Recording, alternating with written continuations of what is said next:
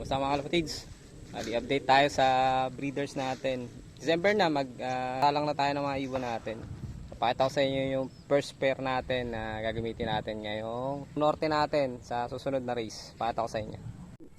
Ito mga kalapatids, first pair natin ay Freeway Love TV. Yan, galing yan kay Tito Freeway. Ito, naalala nyo, first race natin sa aming race Santa Ana, Cagayan. So, finisher ko siya. Hen siya. Hilda Vandenbroek Florison, Tito Freeway.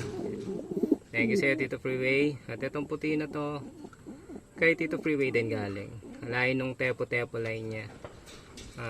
Louis Ju. Ayan. So, winaram ko overall din yun nung si tepo-tepo na kapering ni Mang Kanor nung ni-race ni Tito Freeway. Ayan. So, may tulin din tong ibon na to. Gift bird din sa atin to. So, brinid siya para gawing breeder. Hindi ko siya ni-race. Okay. So, shoutout kila si paring 30 yan nagpapiga dito sa ibon na to. Bali, inuwi niya to itlog. Galing dito Freeway. Binigay sa amin. So, tigisa kami. Thank you sa paring 30. Ayan. Okay. Kasi ito, hen, ang pairing niya. So, pakita ko sa inyo mga kalapatids.